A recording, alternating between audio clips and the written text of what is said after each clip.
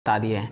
देखिए question number 7 कहता है एक पतंग 3 भिन्न भिन्न शेडों के कागज़ से बनी है। कहता है एक पतंग है 3 भिन्न भिन्न शेडों के कागज़ से बनी है। इन्हें आकृति 12.17 में 1, 2 और 3 से दर्शाया गया है। पतंग का ऊपरी भाग 32 सेंटीमीटर विकर्ण का एक वर्ग है और निचला भाग 6 सेंटीमीटर, 6 सेंटीमीटर और 8 सेंटीमीटर है। भुजाओं का एक समद्विबाहु त्रिभुज है। ज्ञात कीजिए कि प्रत्येक शेड का कितना कागज प्रयुक्त किया गया है। कहता है एक पतंग 3 भिन्न भिन्न शेडों से मिलकर बनाया गया है।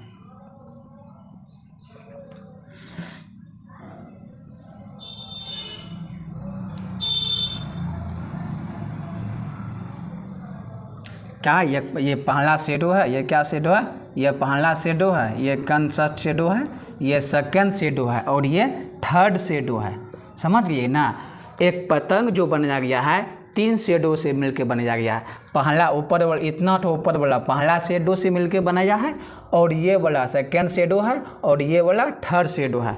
अब कहता है कि पतंग का ऊपरी भाग विकर्ण 32 सेंटीमीटर विकर्ण का एक वर्ग है। पतंग का जो ऊपरी भाग है, यानी यहाँ से जो पतंग का जो ऊपर है, पतंग का ऊपरी भाग, यहीं से ना है पतंग का ऊपरी भाग, इसका जो ऊपरी भाग है बड़ा बड़ा विकर्ण कितना दिया हुआ है, 32 सेंटीमीटर दिया हुआ है। तो हम अलग से इसको ऊपर वाला को यहाँ बना लेते हैं।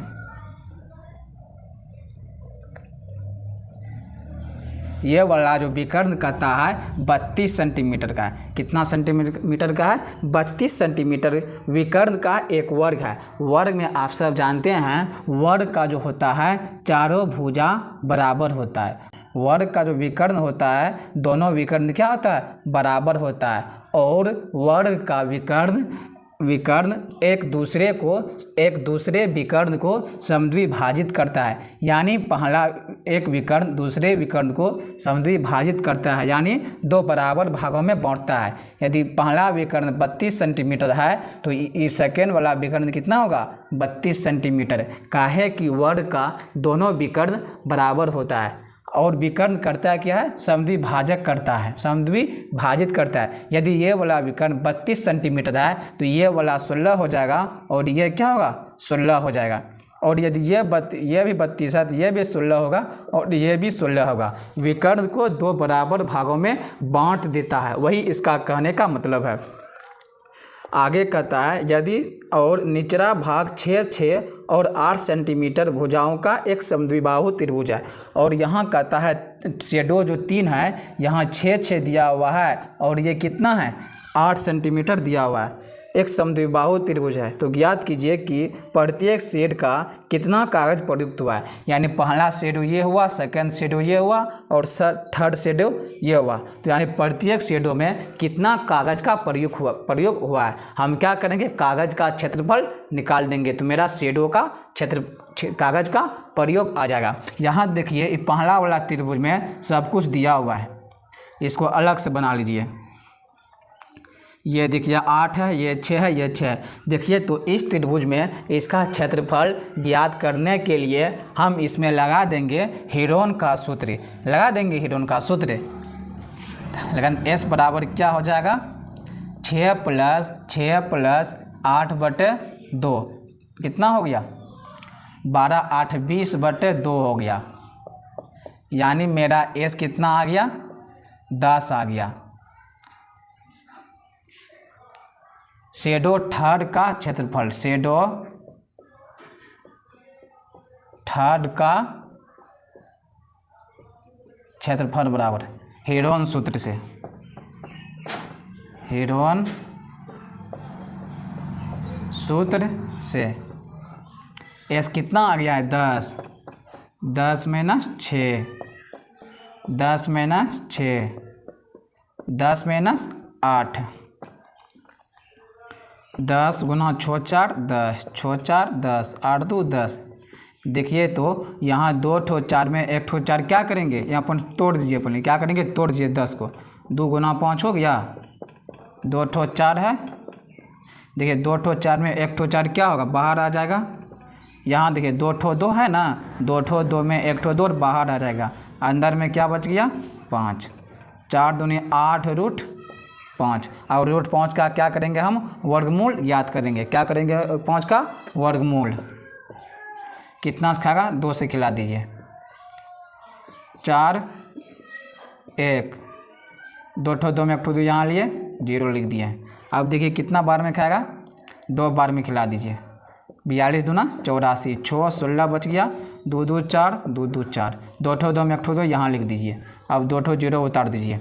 अब देखिए 4 बार में खाएगा ना, 4 बार में ज़्यादा हो जाता है, 3 बार में खिला दीजिए। 3 तिया 9, 3 चौक 12 2, 4 तिया 12 1 13, 10 में से 9 गया 1, कितना बचा 9 में से 2 गया 7, यहाँ बचा कितना 5 में से 3 गया 2 कट गया, 3 3 6 4 4 0 उतरा। और खिला दीजिए, कब बार में खाएगा 4 6 चौके 24, 6 बार में खाएगा, 6 चौक 24 2 26, 6 बार में खिला दीजिए। 6 बार में खा जाएगा तो यहाँ देख दीजिए कितना 2.236, कितना आ गया 2.236। लेकिन हम लगभग में क्या करेंगे, लगभग में ले लेंगे कितना 2.2 और लगभग में 1 बढ़ा देते हैं 4 ले लेते हैं 2.24। 8 गुना रूट 5 का मान कितना आ गया 2.24, 2.24 गुना कर दीजिए। 8 चौके 32 के 2 हो गया, 8 दूना 16 3 19 हो गया, हासिल 1, 8 दूना 16 1 17, 17.92 सेंटीमीटर स्क्वायर। किसका आ गया ये थर्ड का, शेडो थर्ड का कितना आ गया 17.92 सेंटीमीटर स्क्वायर क्षेत्रफल।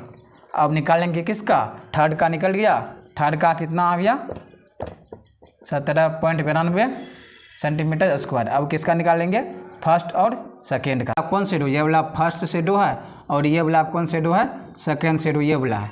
अब लिखेंगे शेडो फर्स्ट का क्षेत्रफल, शेडो फर्स्ट का क्षेत्रफल। अब देखिए यदि आप इस त्रिभुज में लेंगे, पहला शेडो में देखिए एक त्रिभुज बन रहा है ना, पहला शेडो में देखिए यहाँ क्या त्रिभुज बन रहा है। इसमें देखिए यहाँ इसमें ऊंचाई दिया हुआ है, ऊंचाई 16 है और आधार कितना दिया हुआ है 32। इस त्रिभुज का आधार क्या हो जाएगा, इस त्रिभुज का ये क्या है आधार है, इसको अलग में बना लेते हैं, ये पहला वाला शेडो को अलग में बना लेते हैं।